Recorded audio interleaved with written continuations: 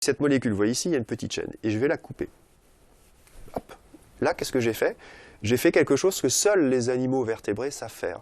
Il y a une enzyme particulière qui fait ça, et ensuite, ce qui reste, c'est la base. Il y a quelques modifications chimiques qui vont fabriquer, à partir de ça, de la progestérone, de la testostérone ou des œstrogènes. Le cholestérol à l'origine des hormones sexuelles, c'est ce qui ressort d'une étude d'une équipe de chercheurs de l'ENS Lyon. Près de 10 ans de travaux ont été nécessaires pour démontrer le lien entre la nutrition et la reproduction. Ce qu'on a découvert, c'est que au départ, la molécule hormonale avait une fixation relativement faible sur son récepteur. Elle était capable d'activer des gènes.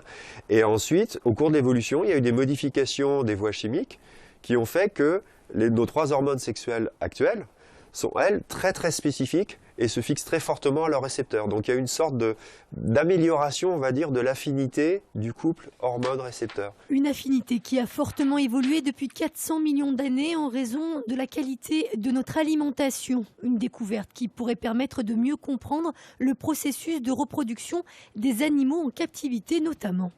Ceux qui sont éduqués, élevés et nés en zoo se reproduisent moins bien. Donc il y a un impact réel. Donc ça veut dire que dans la nourriture qu'on donne aux animaux en voie de disparition, pour donner une application, on peut éventuellement rechercher ce genre de molécules qui étaient inattendues, mais qui ont quand même un effet sur les récepteurs qui contrôlent non seulement la reproduction, mais en fait aussi le stress, par exemple. Preuve de la pertinence de ce résultat, cette étude vient tout juste d'être publiée dans une grande revue scientifique.